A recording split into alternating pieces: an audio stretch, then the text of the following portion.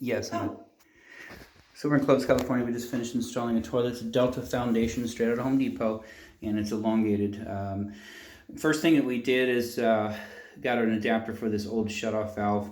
And as a side note, that shutoff valve, you need a wrench to tighten it down to keep the water from flowing. So I recommend when you get to your remodel that valve be replaced.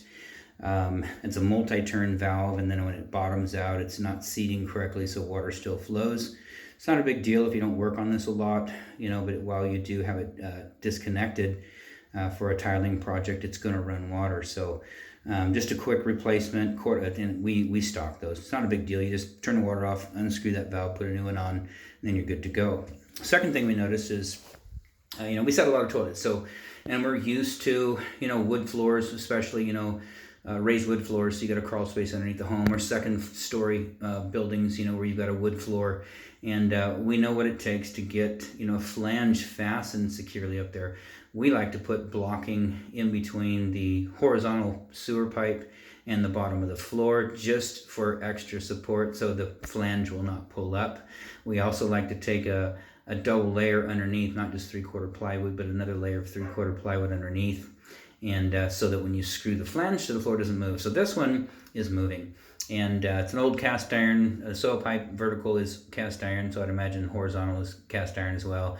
The flange is cast iron, and we got it tightened down, snugged up real good. A little bit of gap in the front. We went to shim it. We picked it up, and it just loosened the bolts. So we tightened them down again and tried to shim again, and it just keeps picking the bolts up, which means it's just pulling the flange out of the floor. So the screws, one or two things. The screws are either corroded, and or the floor is corroded. So you've got wood rot down there, either from water or just age. Whatever it is, we don't know. But once this floor comes up, this lino, prior to putting in your tile, you want to get that flange replaced. So some new, you might have to cut the floor out, put some new floor down, just so you got a nice base point to mount a new flange down, because once you get the new tile in, you want to make sure that flange isn't moving around. So anyways, we've agreed that what we'll do as part of our, if you got your tile guy comes in here and they're in a hurry and they want to yank this toilet out, great. You will need to cap off the, shut the water off and replace this valve anyways. So if you'd like for us to uninstall that, we can come out and put a valve on for you, for a small fee. We'll just for the valve. We already promised what we would do is pull the toilet and reinstall the toilet if and when you do the tile work, because it's imperative that you fix that flange in the floor.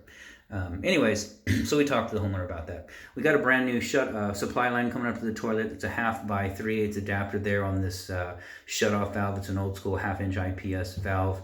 And so it's just a little reducer with a gasket in there. Then a 3/8 by 7/8 by 20-inch Fluid Master braided stainless steel supply line coming up the toilet. And then, of course, the toilet's a Delta Foundations. We found these a few months back, and their price range is a little lower than Kohler, but they're very nice toilets. So anyways, it's installed. It's filling correctly, shutting off correctly, and flushing correctly. Outside of that, this installation is done.